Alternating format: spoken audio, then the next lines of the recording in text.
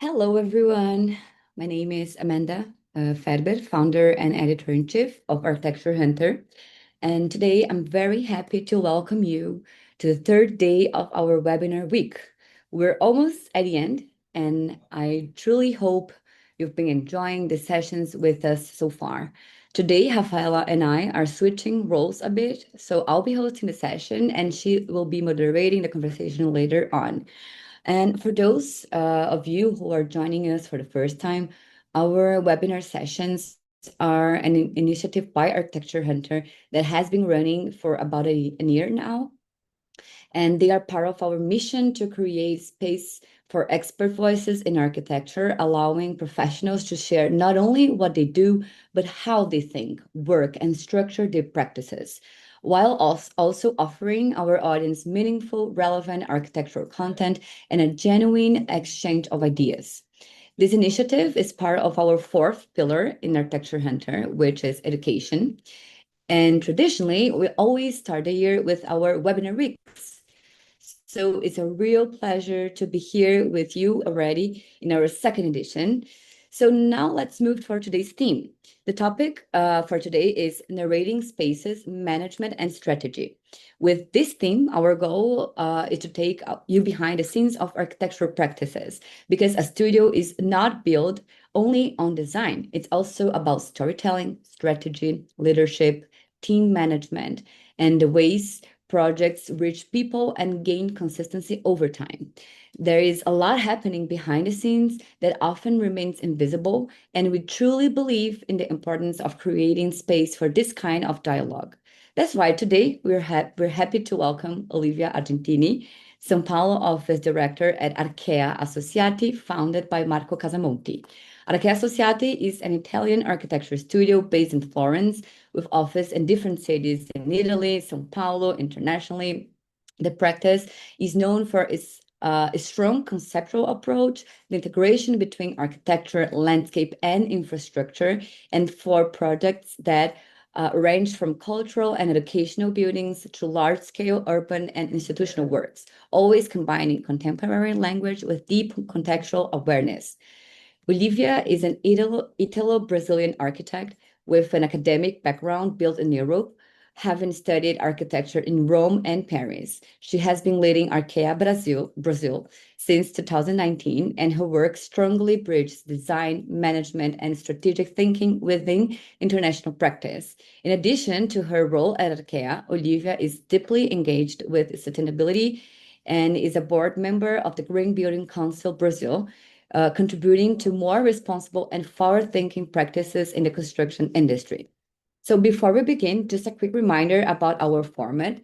This webinar is designed to encourage exchange and participation. So throughout Olivia's presentation, please feel free to send your questions using the Q&A box. After the presentation, Rafaela Galafasi, editorial coordinator at Architecture Hunter, will moderate the discussion and bring your questions into the conversation. You can send them questions with your name or anonymously, whatever feels more comfortable. And just one last note, all of our sessions are recorded and will be made available for free on our YouTube channel. So if you missed previous days, can attend tomorrow, or would like to rewatch any session, you'll be able to find everything there. So now, without further ado, please join me in welcoming Olivia Argentini. Hi, Amanda. Thank you so much for the introduction. Hello, everyone. I want to thank you. I want to thank Rafaela, Sophia, and all the Architecture Hunter team for the invitation. It is a great pleasure to be here. So thank you. I appreciate it. Thank you so much. So good to have you here. Oh, thank you. So I'm going to try to share my screen. Dun, dun. It's always a tense moment. Is it working? Yeah, it is. Oh, great. Okay. So Marco Casamonti Archea Associati is an international architecture firm, which was founded in Florence in 1988 and is now active in more than 40 countries through 10 offices that we have around the world. And we combine research, design culture, and innovation. So our work and research move across different scales, as you mentioned, Amanda, from the landscape to the city, from buildings to design. And of course, architecture is always at the core of what we do, but our projects range from graphic design and publishing to exhibition and applied research. So this combination of activities and the way they interact across different project scales creates a constant critical reflection on how architecture is conceived and built. Alongside professional practice, research, and teaching, they are also fundamental to the studio. Each of the founding partners is actively involved in academia. So Marco Casamonti, for instance, is full professor at the Architecture and Urban Design at University of Genoa. And Laura Andreini holds the chair of Architectural and Urban Design in Florence. So this constant exchange between practice and academia is fundamental to our approach to architecture. Over the years, the firm has been invited to important competitions in Italy and abroad, and has received numerous prizes and awards, as well as being invited to participate to several editions of the Biennale Venice exhibition.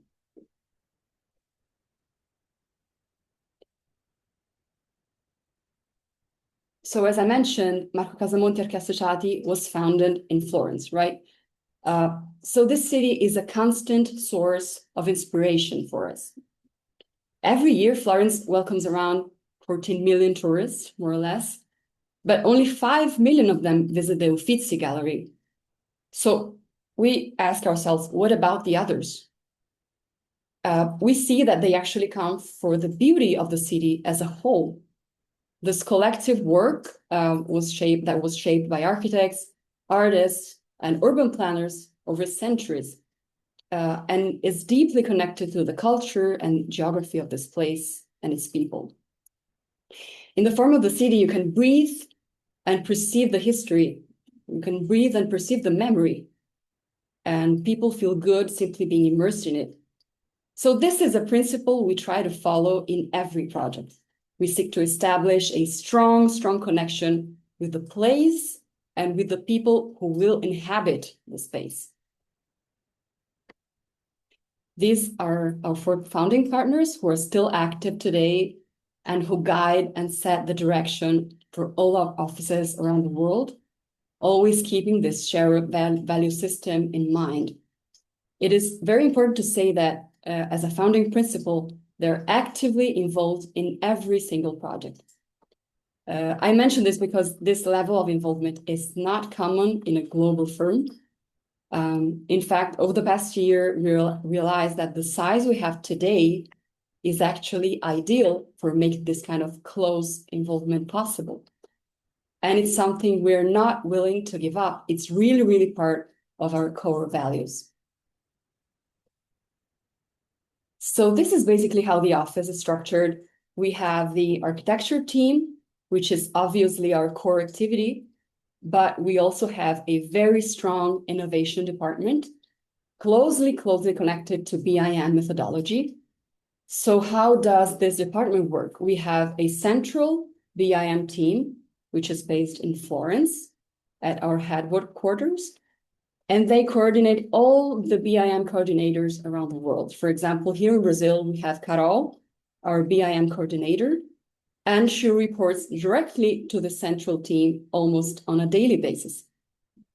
And we saw that this works really, really well because information is constantly being shared and updated, and everything feeds into a single database that preserves this collective knowledge.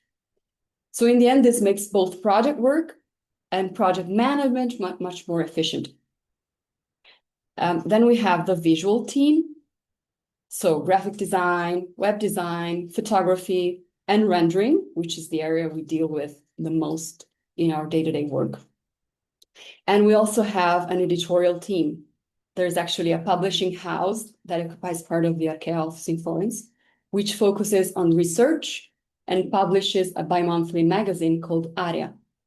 They also produce monographic books on architectural projects, on contemporary art as well. And it's worth mentioning that the office has a very, very strong connection with contemporary art. Marco Casamonti, who is one of our 4 founding partners and also our creative director, is also a partner in one of the most important galleries in Europe called Tornabuoni. So I'm going to start from what we've been doing in Brazil and the region, and then I'll move on to our global projects. This is our office in Brazil. It's located in Vila Madalena, São Paulo. For those who don't know the neighborhood here in São Paulo, it's a very interesting area, which is strongly connected to art. And this was actually one of the reasons why we chose this site to buy and build on.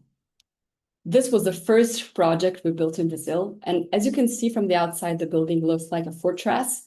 This is also related to security concerns, of course. But once you go inside, the atmosphere becomes warmer with natural materials throughout. We used reclaimed peroba rosa wood, which is a Brazilian timber, in many areas of the building.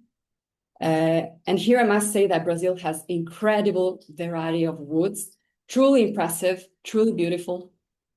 Another very important theme in our office is light, especially natural light, which plays a key role in people's quality of life and even in productivity. There have been many studies, for instance, especially since the pandemic, showing how proper natural light and the contact with nature make a real difference in our well-being. The plants you can see here to the left have now reached the 2nd floor, and they really create a sense of well-being, which, by the way, also increases our team productivity. So these principles have always been present in our projects as part of our guidelines. And we also have an open-air terrace, which is a kind of blend between Tuscany and Brazil, because the floor is made of Portuguese stone, but in a terracotta color, which is a typical Tuscan one. From here, you can see the Beco do Batman, one of the main artistic and tourist landmarks in the area. So this reinforces our constant connection with art that, I repeat, is really one of our core values and inspires us every time. We have even some artworks exhibited inside the office. And now I would like to talk about Auris Residence, our residential tower in Balneário Camboriú, which is located in Santa Catarina state, southern Brazil, which just won an honorable mention at the International Architecture Awards. This is a project that is very, very dear to us. It holds already the LEED Platinum certification, which is the highest level, and also the WELL certification. So I want to talk a little bit about the process that we went through and tell you that the project started with several challenges. The first one was the size of the site, which is quite small, only 777 square meters. The second is that it's not a beachfront property. So one of our main goals was to create an architectural project that was so interesting that its sales value could match or at least come very close to the one of beachfront developments. What we could observe in Balneário Camboriú was a strong contrast between a beautiful beach, a beautiful nature, and on the other hand, a very dense urban fabric where the connection to nature is often lost. So our first response was to try and reconnect the building with nature. And so we started with a very simple idea. How do we create a living building in the middle of a sort of a concrete jungle? We imagined the tower as a tree with just one apartment per floor and with the upper levels open to views of the ocean. What really defines the identity of the project is its structure, that in this case is also the facade. We have balconies, cantilevers, and dynamic volumes that create a sense of movement, as if the building were shaped by the wind, by the sun, by the sea. And this system is not just expressive, it actually performs. The projecting elements create shade over the glass surfaces and reduce solar heat gain during the hottest hours of the day. So in a built landscape that often feels quite dry, the tower appears almost like a natural element in constant dialogue with the climate and the place. So I'm going to show you a few images of the project, the relationship with the surroundings, the pool at the top with a beautiful view of the ocean,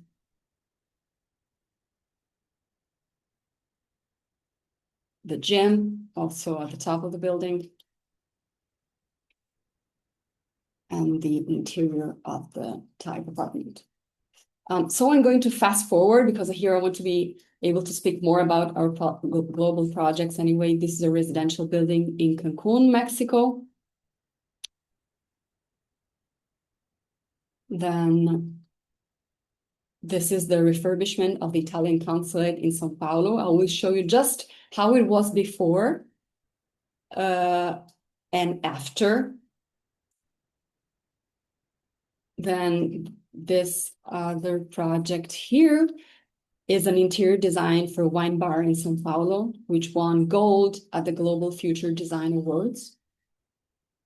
And so now I want to show you some of our most important global projects, starting from this, Tirana, our stadium in Tirana, capital of Albania. This project was the very, very first step in a broader reclamation process of the city. In a way, it was one of the projects that triggered everything, the turning point that allowed this extraordinary process to begin. So what was the main issue here? If you look at this podium at the center of the picture, this was the main entrance of the original stadium. It was a project from the 1930s, designed by the Florentine architect Gerardo Bosio. But over time, the stadium no longer met the city's needs and became outdated.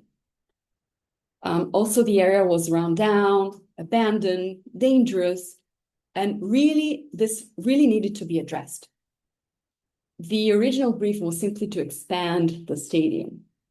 But the thing is that at the moment, Albania's financial situation was not very stable.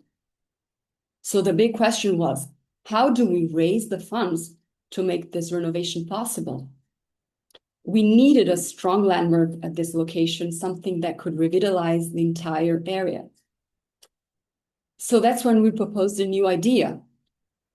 Why not to wrap the stadium with a commercial shell? That way, the project would finance itself and at the same time trigger a broader appreciation of the surrounding area. So we sat down with the client, who was the city mayor, together with the partners, and it became a public-private partnership. We worked through the business model together, and in the end, it made sense. It was viable, so we could move forward with the project. So as you can see here, the building was designed with these concave forms around it, which create 8 public plazas. Actually, there was a lot of attention on our side to the quality of public space.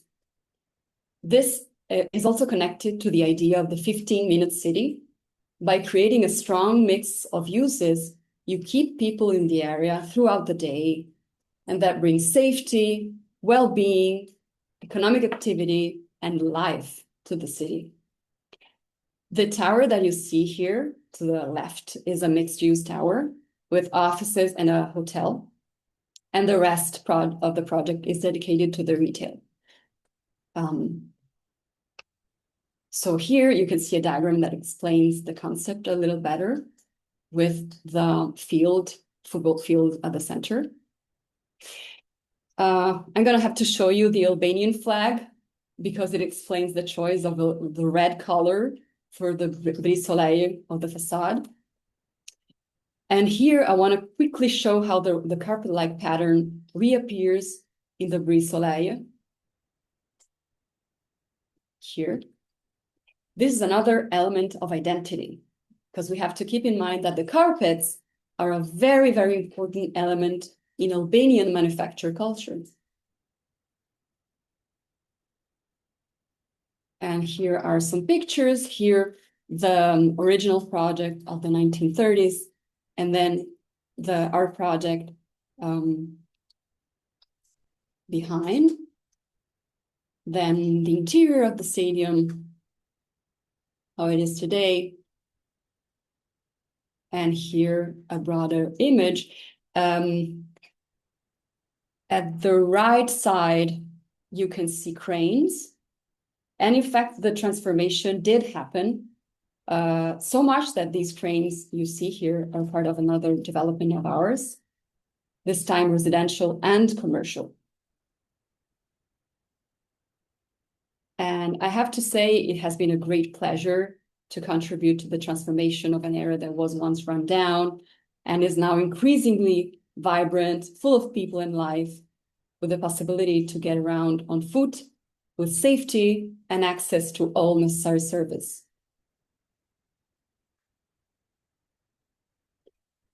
Then I'm going to show to you this project that we have in Vietnam, which is called the Kiss Bridge. It is located in the Phu Quoc Island, I repeat, in Vietnam.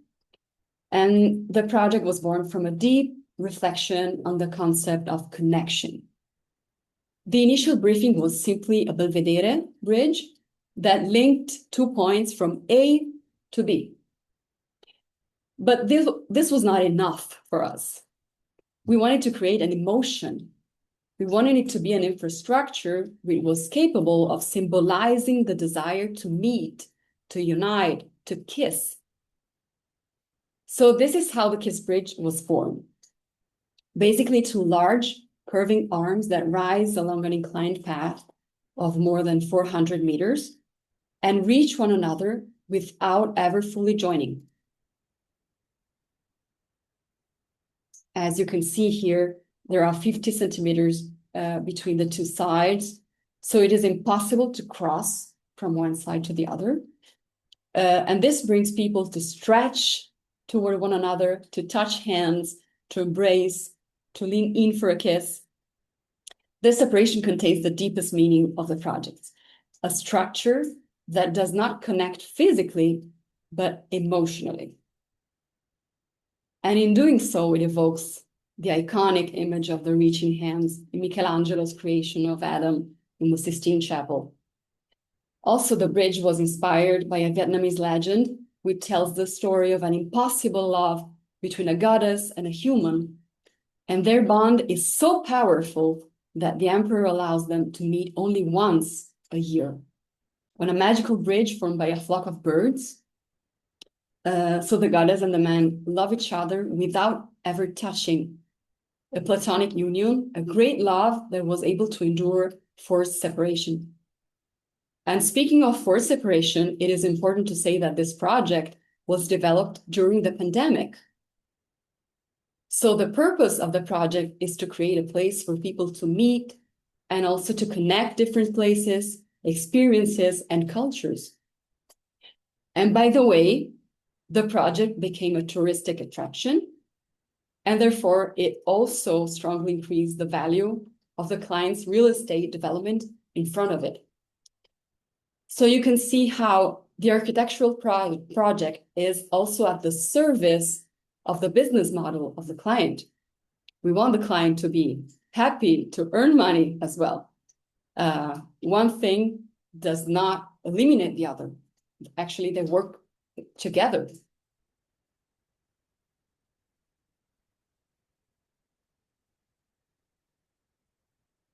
And then, last but not least, the Cantina Tinori, one of the most famous projects of our studio. This project is set in the Chianti Hills, right between Florence and Siena, one of the most iconic wine landscapes in Italy. And the client here was very aware, very open-minded, and he wanted us to use architecture to enhance the landscape rather than dominate it. The goal was to express the cultural and social value of wine production through the project itself. So from the beginning, we knew this was not a traditional industrial building. We treated the winery as an opportunity to experiment with the relationship between the land, human work, and nature. So the idea was very simple. The building should feel like it belongs to the place. And we pushed this idea quite far.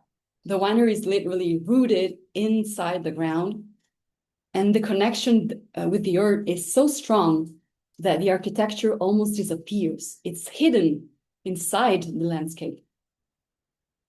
What you actually see are these long openings that reveal that something's happening underground.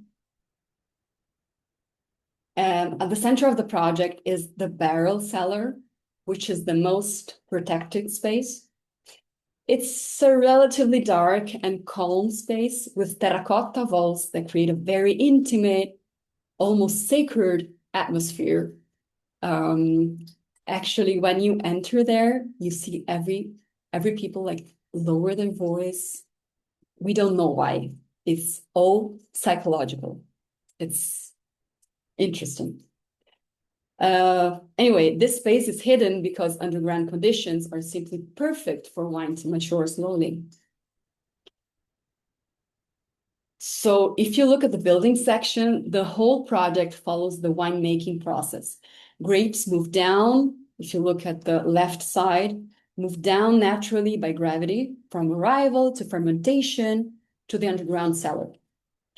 And then in the opposite direction, visitors arrive, rising from the parking area up to the production and exhibition spaces, all the way to the vineyards. In terms of materials and technology, everything is very straightforward and rooted in local tradition. Terracotta is a very important material here, and the earth itself is used as a natural climate system, helping to cool, to insulate, and stabilize the temperature inside the winery. So at the end of the day, the project is really about one single idea. Architecture does not compete with the landscape, but it becomes part of it.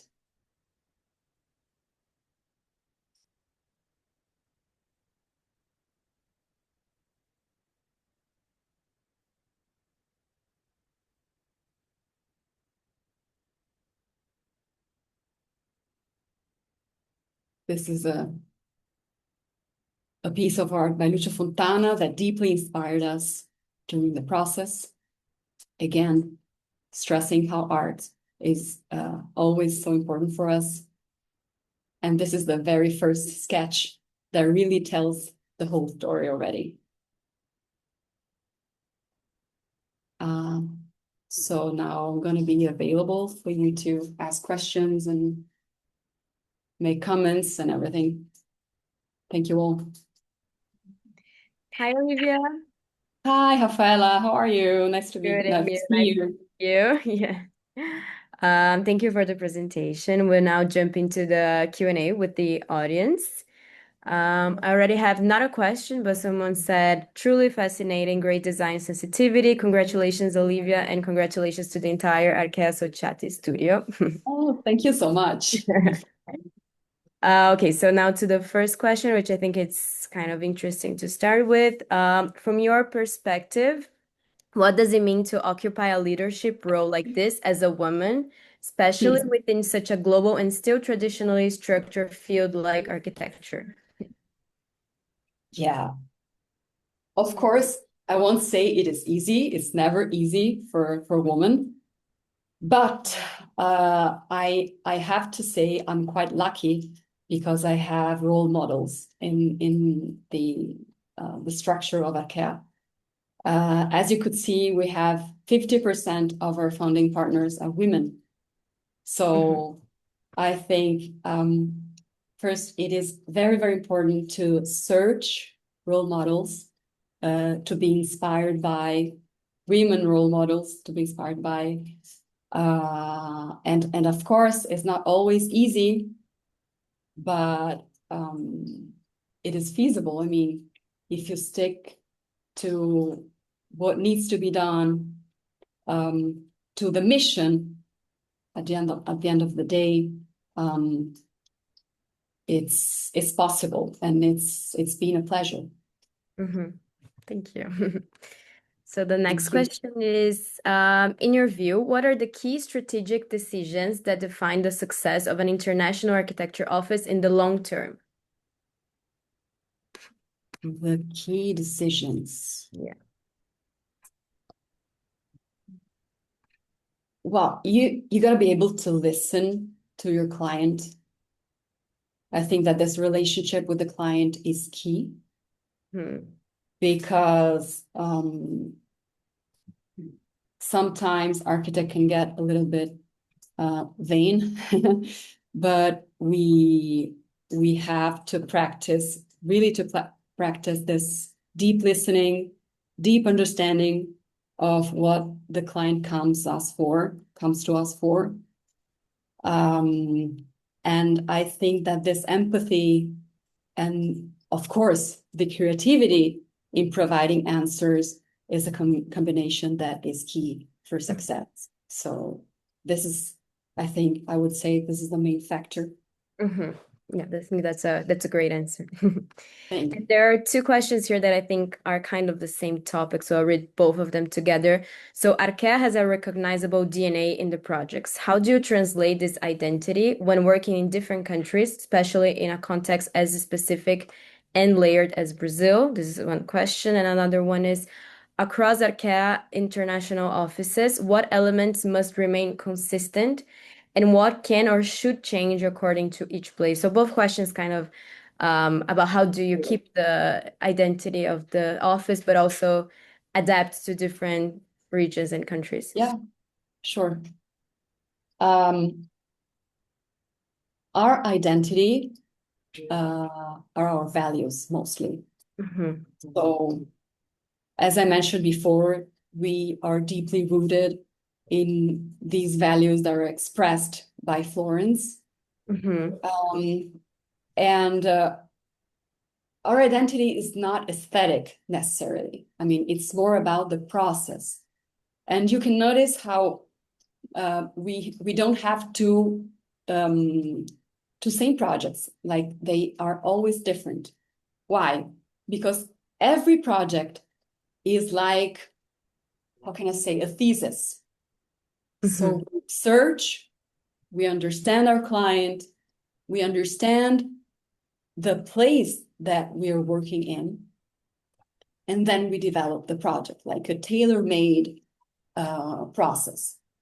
So this, I think, is the main factor. So just to wrap up, we remain, we stick to our values, we stick to our process, and then the rest is research. I think it's very interesting what you said about the identity is not specifically the aesthetic, but the process of the office. I think that's very, very interesting. And also another question. It's truly inspiring to hear from an insider about the process behind designing such masterpieces. My question is, how do you see AI and automation shaping management in architecture? Yeah, this is a very, very good question and a very up-to-date question. Of course, it is a tool. And you got to be able to humanize this tool. So we use it quite a lot also, but like in a very precise manner, in moments that we know that it makes sense using them, but we do not abide to our we do not lose our core values, the way we work, our process. So this is very important, not to lose this humanistic soul, let's say. And do you see the possibility of using AI not only in the creative process, as you've mentioned, but also in how you do the management of the office? Are there any tools that you have implemented on this other part of the strategy of the office? Yeah, we are working on it, but actually the largest use that we do is in the project themselves. So, Okay. but we're working on it. Mhm. It's developing every day. Another question, I think that's also a very nice question. My question concerns the process of reaching agreement around the conceptual direction of a project. Given that architects often approach ideas and intentions differently, how does your practice navigate these divergent perceptions? So maybe this person means, how do we convince the client, maybe? Yeah, I'm Like, not sure if it's actually about the client, but maybe the architects inside of the studio. So, like when you're doing the creative processes, many architects have different ideas or approaches. How do you like navigate these different ideas and converge into one project? yeah, it's one of the complexity of our work, of course. Mhm. What helps us very much is that the partners really intervene in the process. So they really help setting the way, and this also, I think, resolves many possible conflicts inside the team. Mhm. So this is something that we're lucky for. Mhm. And I think to wrap up the Q&A moments, the last question is, have you ever got stuck somewhere during the process of concept designing or some other things during the project? What helped you in moving forward? This is something that at a certain point will happen. And in these moments, you stick to your team. Mhm. We have a very large team, so this is another thing that helps us a lot. Sometimes you are really like trapped in your own vision, so it is very nice and valuable to be able to speak to people who come from different cultures. We have people from, you name it, from US, from Iran, from Libya, from Greece. So we have such different approaches that someone is going to raise up their hand and help you out. Mhm. So it's about being able to make the most of diversity Mhm. at the end of the day. That's great. Okay, so Olivia, I think we're in the end of our session now. So thank you so much for the presentation and also for answering all the audience's questions. And just because someone also asked about the recordings, Amanda said in the beginning, all the sessions throughout the week are being recorded and will be available on our YouTube channel and website. So whenever you want to revisit the session, you can. So thank you so much, Olivia. Thank you. Thank you so much for the invitation. It was a great pleasure. I appreciate it. Thank you. Ciao. Ciao, Olivia. Thank you so much. Thank you so much You. once again for such a thoughtful and inspiring presentation. Thank you for sharing your experience and insight with us. It was a And, pleasure. and also thank you, Rafaela, for the great moderation and for guiding today's conversation so smoothly. And of course, a big thank you to everyone in the audience for being here, for your questions, and for actively participating in this exchange. And well, just a quick reminder that tomorrow we'll have our fourth and final day of the webinar week. The theme of the day will be Rethinking Practice, Research, and Innovation. And we'll be joined by two incredible sessions. In our first session, we'll have Ken Clausen, Associate and Head of Digital Practice at 3XN, together with me, Lunsho, I don't know how to pronounce correctly, I'm so sorry, Associate at GXN, Architect and Behavioral Design Specialist. And in our second session, we'll welcome Neil Leach, architect, professor, and co-founder of Digital Futures. So we hope to see you all back tomorrow for our final day. Thank you once again, and see you tomorrow.